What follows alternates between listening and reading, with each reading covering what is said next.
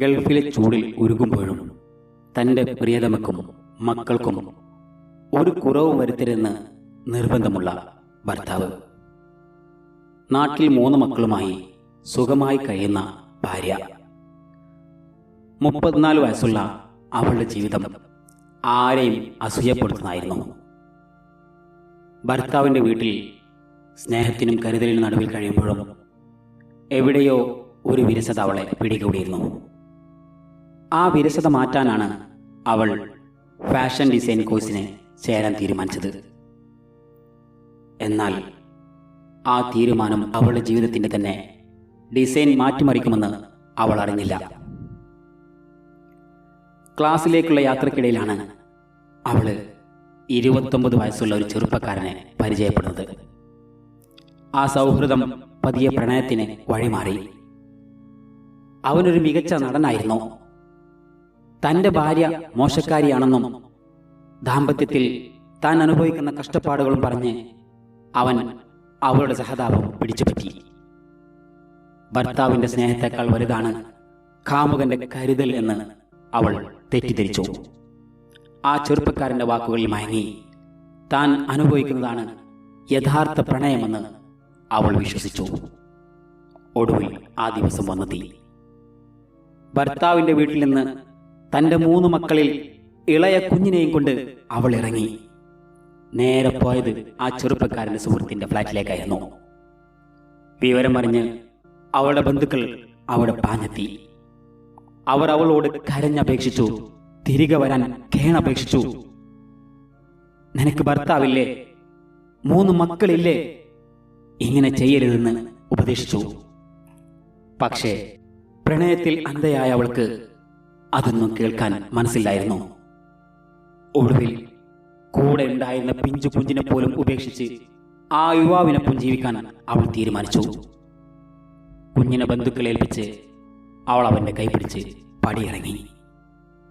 എന്നാൽ കാത്തിരുന്നത് പൂക്കൾ വിരിച്ച വഴികളായിരുന്നില്ല. അവനോടൊപ്പമുള്ള ജീവിതം തുടങ്ങിയപ്പോഴാണ് അവള് ആ സത്യം തിരിച്ചറിഞ്ഞത്. താൻ രാജകുമാരനെന്ന് കരുതിയ ആ യുവാവ് ലഹരി മരുന്ന് കേസുകളിലെ പ്രതിയായിരുന്നു. ബാംഗ്ലൂരിലെ മയക്കുമരുന്ന് ഇടപാടുകളും കഞ്ചാവ് കേസുകളും തലയിൽ പേറുന്ന ഒരു ക്രിമിനൽ. പൊന്നുപോലെ നോക്കിയ ഭർത്താവിനെ ഉപേക്ഷിച്ച് താൻ വന്നത് ഒരു ചതിക്കുഴിയിലേക്കാണെന്ന് അവൾക്ക് ബോധ്യമായി. ബാംഗ്ലൂരിലും മറ്റുമായി ഒളിജീവിതം നയിക്കുന്നതിനിടയിൽ പട്ടിണിയും പരിവട്ടവുമായി ആ ഫ്ലാറ്റിൽ അവൾ തളച്ചിടപ്പെട്ടു. ആ ചെറുപ്പക്കാരന്റെ യഥാർത്ഥ മുഖം കണ്ടപ്പോൾ അവൾക്ക് തന്റെ ഭർത്താവിനെയും മക്കളെയും ഓർമ്മ വന്നു. തിരികെ വരണമെന്ന് ആഗ്രഹം തോന്നി. അവൾ തന്റെ ഉമ്മയെ ഫോണിൽ വിളിച്ചു. ഉമ്മ, എനിക്ക് വിശക്കുന്നു, എനിക്കൊന്ന് കാണണം, അവൾ കരഞ്ഞു പറഞ്ഞു. പാവം ആ ഉമ്മയുടെ മനസ്സലിഞ്ഞു. നീ പോരു മോളെ, നമുക്ക് നോക്കാം എന്നുമ്മ മറുപടിയും നൽകി. ആ വാക്കുകൾ അവൾക്ക് വലിയൊരു ആശ്വാസമായിരുന്നു. തെറ്റുകൾ തിരുത്തി തിരികെ വരാൻ അവൾ ആഗ്രഹിച്ചു. പക്ഷേ വിധി അതിന് അനുവദിച്ചില്ല. ഉമ്മ തിരികെ വിളിച്ചപ്പോൾ അവൾ ഫോൺ എടുത്തില്ല. പലതവണ വിളിച്ചിട്ടും മറുപടി ഉണ്ടായില്ല. ഒടുവിൽ കേൾക്കുന്നത് ഞെട്ടിക്കുന്ന വാർത്തയാണ്. അവൾ ആ ഫ്ലാറ്റിൽ തൂങ്ങി മരിച്ച നിലയിൽ കാണപ്പെട്ടിരിക്കുന്നു. ആത്മഹത്യയോ കൊലപാതകമോ എന്ന് ഉറപ്പിക്കാനാവാത്ത ദുരൂഹതയിൽ ആ ജീവിതം അവസാനിച്ചു. ക്രിമിനലായ ചെറുപ്പക്കാരന്റെ വലയിൽ കുടുങ്ങി സ്നേഹിക്കുന്നവരെ ഉപേക്ഷിച്ചു പോയ ഒരു പെൺകുട്ടിയുടെ ദാരുണമായ അന്ത്യം. കാമുകന്റെ വാഗ്ദാനങ്ങൾ വെറും പാഴ്വാക്കുകളായിരുന്നുവെന്നും കയ്യിലിരുന്ന മാണിക്യം ഉപേക്ഷിച്ച് കല്ലിന് പുറകെ പോയതാണെന്നും തിരിച്ചറിഞ്ഞപ്പോഴേക്കും അവൾക്ക് സമയം വൈകിപ്പോയിരുന്നു.